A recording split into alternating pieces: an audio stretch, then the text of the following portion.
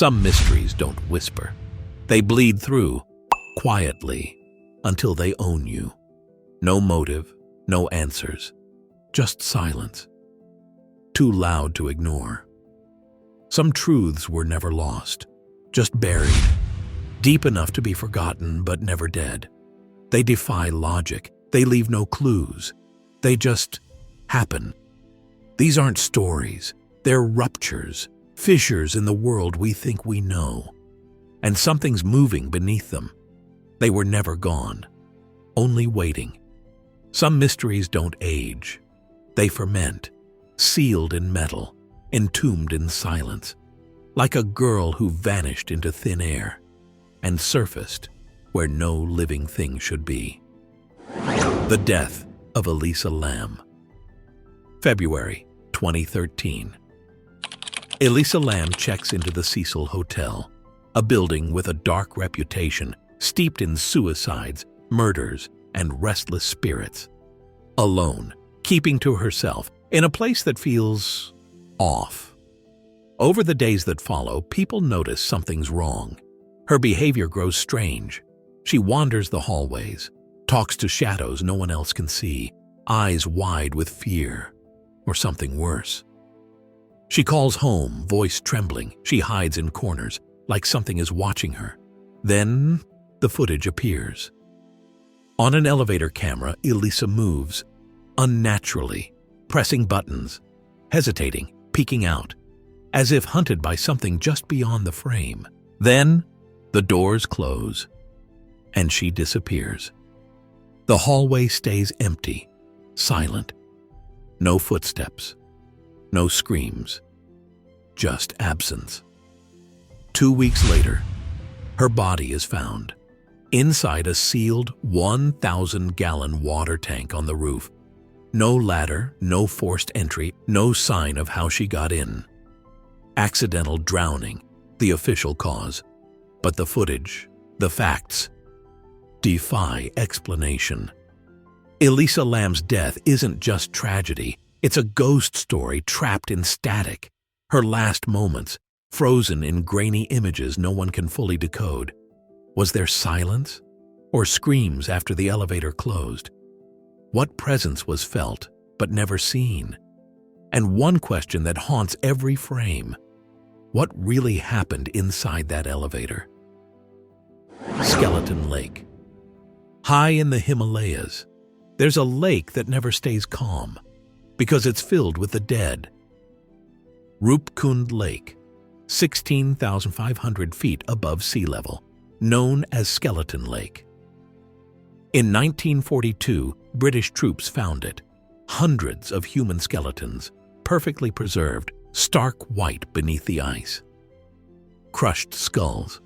No wounds from blades or arrows, only brutal, massive trauma, like they were struck from above. Scientists puzzled for decades, until DNA cracked the code. The victims died in waves, some 1,200 years ago, others as recent as World War II. Different times, same brutal fate. They weren't locals, some from Mediterranean regions. Why trek here? Who brought them, and why perish together in this frozen tomb? One group, then another, then more, drawn here, as if summoned. Every year, more bones emerge. No weapons, no shelter, only shattered skulls, and an endless silence. Something about this place doesn't just kill, it waits. Nature didn't bury them, it froze them, to haunt us forever. The Sodder Children disappearance. Christmas Eve, 1945. The Sodder family says goodnight to 10 children. Laughter fades, lights flicker out. By dawn, 5 are gone. Their house erupts into flames, a roaring inferno, fast and furious, swallowing walls, swallowing hope. When the fire dies down, there's no sign of the missing kids. No bodies, no bones, nothing but ash and silence. Beds burned to shadows, windows melted into glass pools, walls consumed by flame. But 5 children vanished without a trace. Fire experts say the blaze wasn't hot enough to destroy bone. So where did the children go? What swallowed them whole? No screams pierced the night, no desperate escape, no trace they were ever there, like ghosts, wiped clean from existence. But the mystery doesn't end there. The phone suddenly stopped working. The family trucks, engines that worked just hours before, suddenly dead. A witness claims to have seen balls of fire raining onto the roof. Another spotted a shadowy car parked nearby, engine running, lights off. By the time help arrives, the fire has erased every clue, or maybe it hid what someone wanted buried. 20 years later, a letter arrives. Inside, a photo.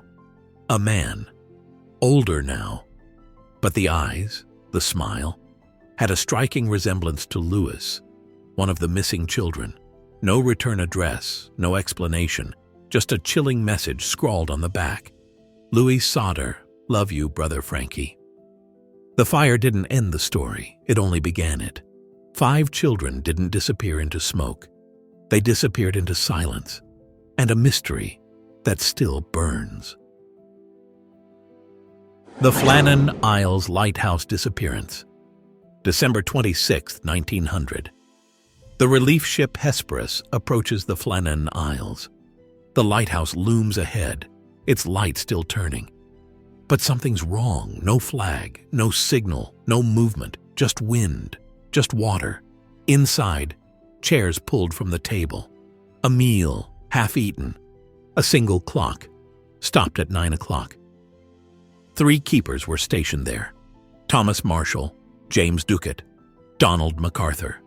Now, gone. No missing lifeboat, no blood, no struggle. Raincoats still hanging, boots by the door. The fire, cold. Beds, untouched. The silence, thick. As if time had simply stopped. As if they vanished between one breath and the next. Then, the logbook. A final entry, quiet, cryptic. As if these men knew the end was closing in. Sea rough, all praying.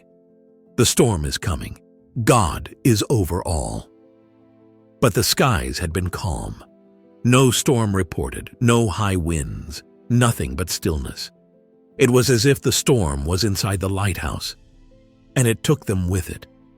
Some say a rogue wave swept them out, but the island stands high, jagged and sheer, and 3 men don't disappear without a trace.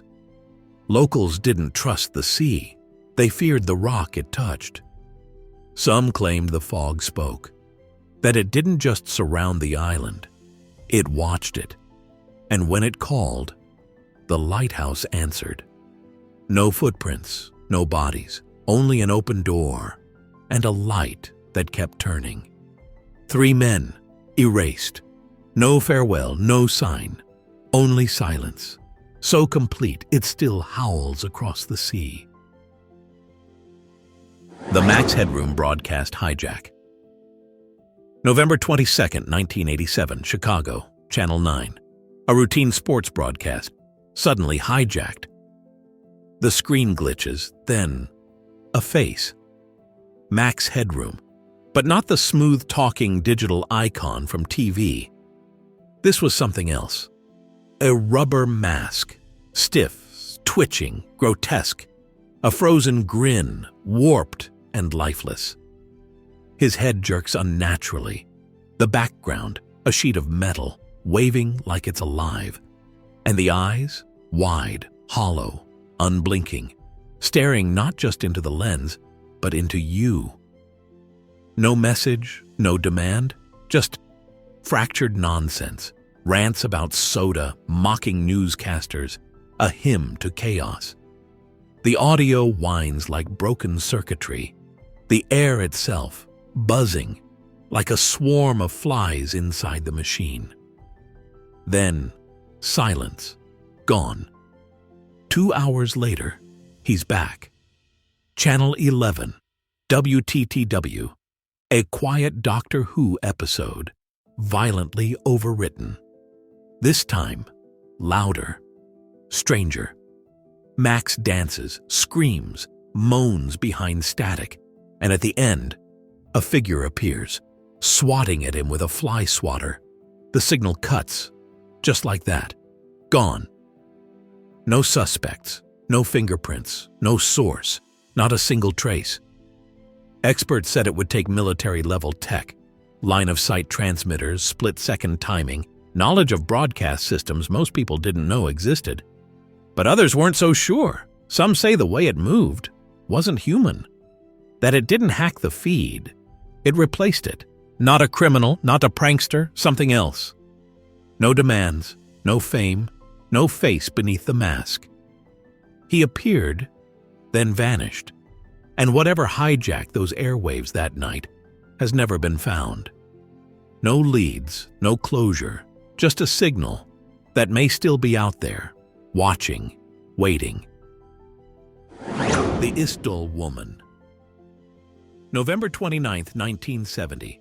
In a remote valley near Bergen, Norway, a man and his daughters hike through Isdalen, the Valley of Death. They notice something strange, a sharp, acrid smell drifting through the trees. Then, just off the trail, what looks like human remains. Her body lies twisted among the rocks, face burned beyond recognition, hands curled tight against her chest, as if in pain, pills scattered around her, and gasoline poured over everything. She wasn't just dead. She had been alive when the flames started, but no one heard her scream. No one came to help. Police arrive. What they find raises more questions than answers. All identification tags gone. Her clothes, every label cut out with surgical precision. Nothing to say who she was. Nothing she wanted you to find. A suitcase traced to her is found at the train station. Inside, a wig, a notepad with secret codes, and 8 passports, all with different names, different nationalities, none of them real. She stayed in hotels under aliases, changed rooms, changed appearances, always asking for balconies, never trusting anyone. Dental records revealed something odd: gold and porcelain dental work, done in a style used in Central Europe, but not in Norway. Expensive, precise, foreign. She crisscrossed Europe, Paris, Milan, Oslo, Hamburg. Different clothes, different names. No real origin, no family, only movement. Witnesses say she kept to herself. One remembered her whispering to a man in German. Another said her eyes were always scanning. Some say she was a spy, others a courier. But no agency ever claimed her. No country asked for her back. Her fingerprints were sent to Interpol. No match, no identity, just silence. She walked through Europe like a shadow, leaving no past. And when she died, the world erased her, as if she was never here. History is not just a record of what we know. It's a shadow of what we've forgotten. What if the past is whispering secrets, too dangerous to hear? What if the greatest mysteries aren't lost, but hidden, waiting for us to uncover the truth? Because sometimes, the more we learn, the darker the story becomes. So ask yourself, how much do you really know about our world? And how much do you dare to discover? History was wild. We've got the receipts, people. Oh yeah, the past must be crazy.